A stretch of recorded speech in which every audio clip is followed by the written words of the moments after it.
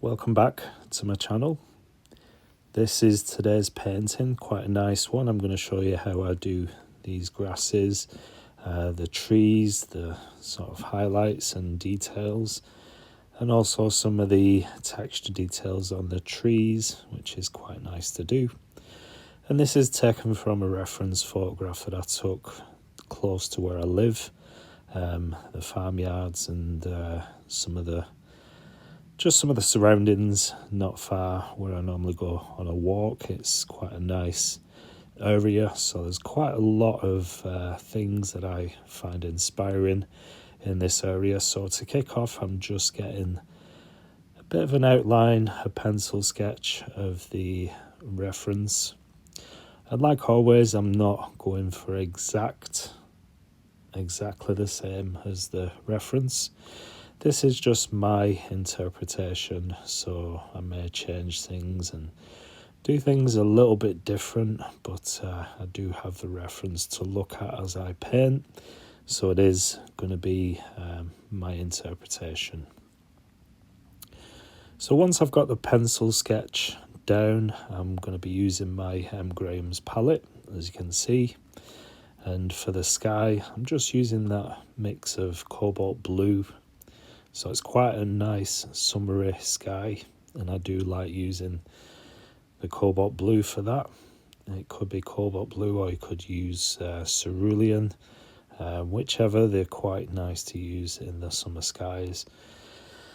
So like any scene, I do like to go in fairly strong at the top, and then as the sky comes down, I just let the pigment run out, so I get that lighter tone as it comes down to the horizon line.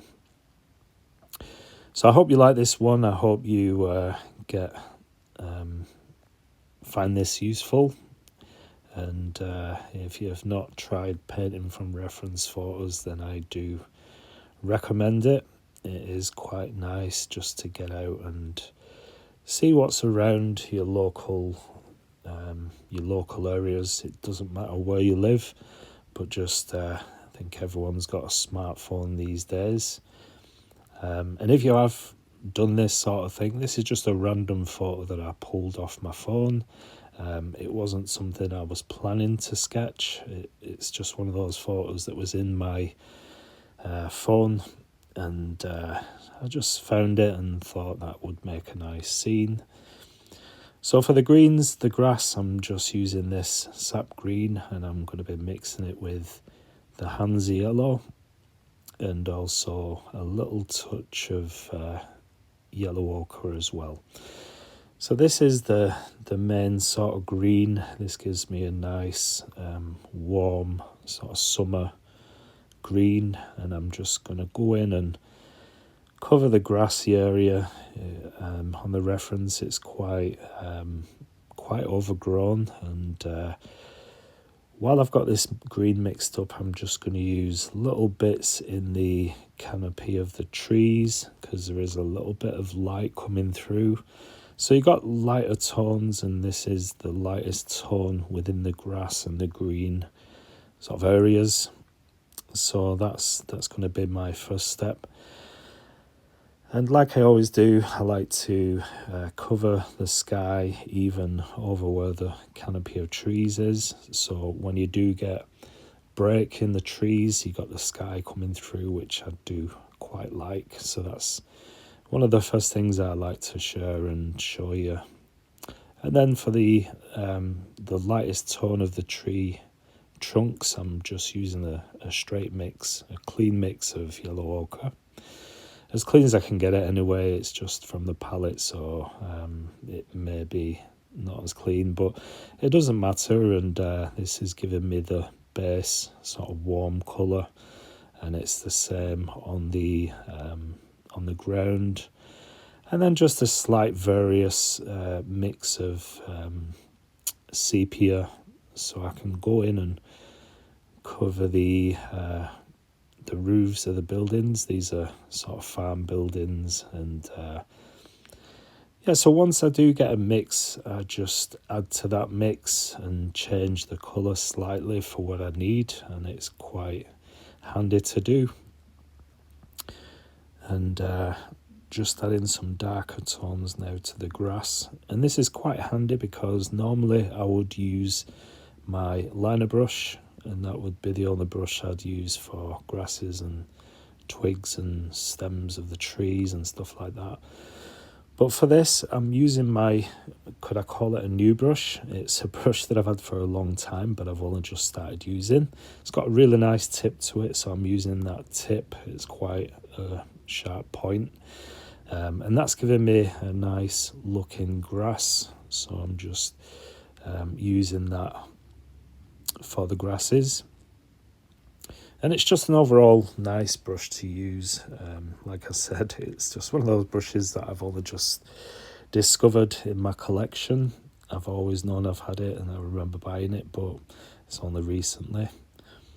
And now there's a really nice shadow on the right hand side, cast from the trees, and just the sun coming from the left hand side. So I just used a darker mix of Payne's grey and sepia, and that's giving me a nice sort of tone for the shadow. I want this to be quite dark because that's what it is. It's quite dark in the scene, and that also comes through on the right hand side of the grasses. So from this tree here, you got the shadow coming through on the grass, and it just gives a little bit of shape to the scene as well. And then you can just follow that shadow round from the grass mound.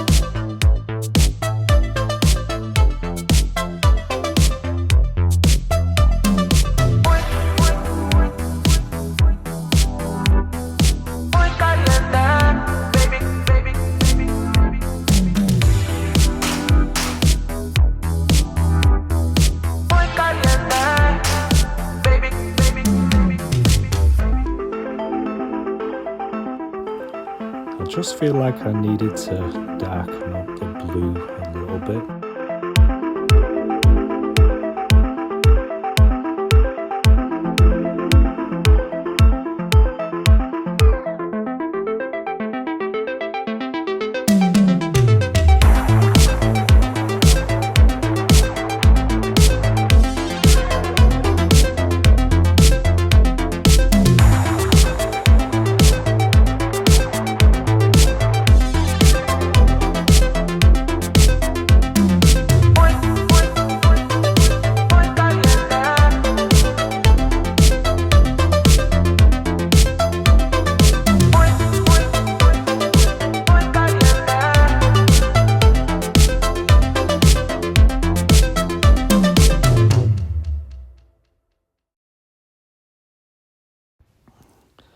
I do love the 80s, and my wife often says that I'm stuck in the 80s, but there we go.